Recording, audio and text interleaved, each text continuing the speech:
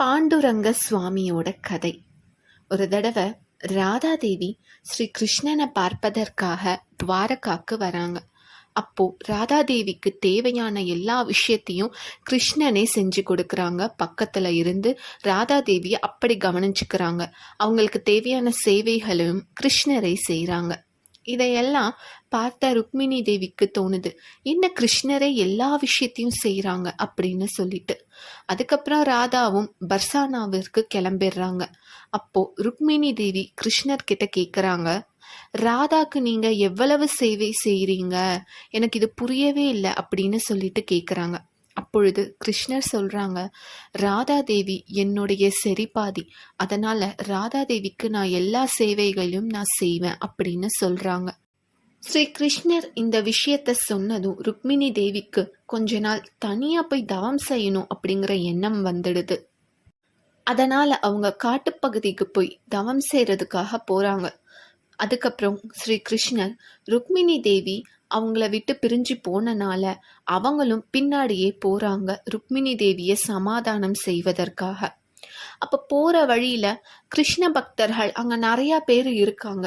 ஸ்ரீ கிருஷ்ணர் சரி வந்தது வந்தாச்சு, நம்ம பக்தர்களுக்கு நம்ம காட்சி கொடுத்துட்டு போலாம் அப்படின்னு சொல்லிட்டு அவங்க என்ன செய்யறாங்க, பக்தரை பாக்குறதுக்காக போயிடுறாங்க.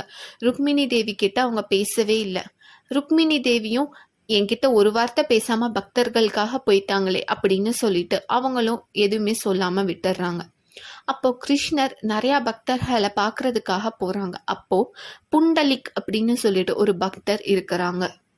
புண்டலிக்க பாக்குறதுக்காக ஸ்ரீ கிருஷ்ணர் அவங்க வீட்டுக்கு போறாங்க. புண்டலிக் அந்த சமயத்தில் அவங்களுடைய பெற்றோர்களுக்கு சேவை செஞ்சு கொண்டு இருக்கிறாங்க. அப்போ ஸ்ரீ கிருஷ்ணர் புண்டலிக்க கூப்பிடும்போது அவங்க சொல்றாங்க, நீங்க கொஞ்ச நேரம் காத்துட்டு இருங்க அப்படின்னு அவங்க கையை காமிச்சு சொல்றாங்க. அது ஸ்ரீ கிருஷ்ணர்னு அவருக்கு தெரியும். இருந்தாலும் பெற்றோர்களுக்கு சேவை செய்வதை நிறுத்திவிட்டு அப்படி வர முடியாது அப்படிங்கிறதுக்காக அப்படி சொல்றாங்க. அவங்க புண்டலிக்கு அவங்களுடைய பெற்றோர்களுக்கு சேவை செய்வதை மிகப்பெரிய கடமையாக அவங்க நினைச்சிட்டு இருந்தாங்க. ஏன் அப்படின்னா, ஒரு தடவை புண்டலிக் காசி யாத்திரை போறாங்க. அப்போ அவங்களுக்கு கொஞ்ச நேரம் களைப்பா இருக்குது. அதனால அவங்க இளைப்பாறுவதற்காக ஒரு ஆசிரமத்திற்கு போறாங்க. அது குக்குத் முனிவரோட ஆசிரமம்.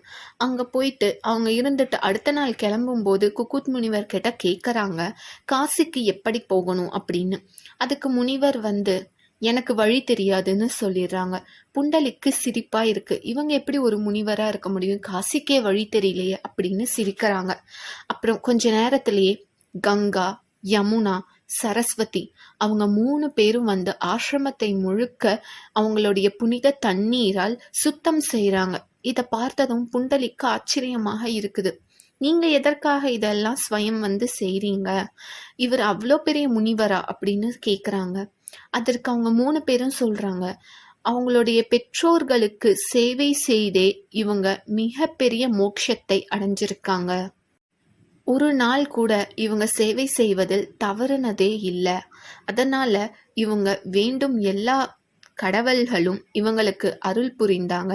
அதனால தான் குக்குத் முனிவர் சிறந்த முனிவராக இருக்கிறாங்க அப்படின்னு சொல்றாங்க. அன்றையிலிருந்து புண்டலிக்கும் பெற்றோர்களுக்கு சேவை செய்ய ஆரம்பிச்சாங்க. அதனால தான் பாண்டுரங்கனே வரும்பொழுது அவங்க எந்திரிச்சு போகல. பெற்றோர்களுக்கு சேவை செஞ்சு முடிச்சதுக்கு அப்புறம் புண்டலிக் எந்திரிச்சு போலாம் அப்படின்னு போறாங்க. அந்த சமயத்தில் ஸ்ரீ கிருஷ்ணர் அப்படியே அவங்களுடைய உருவத்தை கல்லாக மாற்றிடுறாரு. இதை பார்த்ததும் புண்டலிக்கு மிகவும் அழுக அவங்க அழ ஆரம்பிச்சிடுறாங்க. என்னை மன்னிச்சுக்கோங்க சுவாமி, நான் என் சேவை செய்து கொண்டிருக்கும் பொழுது என்னால எழுந்து வர முடியல, நீங்க இப்படி செஞ்சது எனக்கு கஷ்டமா இருக்குன்னு அழறாங்க. இதே சமயத்தில் ருக்மிணி அங்க யோசிச்சு பார்க்குறாங்க, ஸ்ரீ கிருஷ்ணனுக்கு பக்தர்களை விட சிறந்தவர் முக்கியவர் யாருமே இல்லை.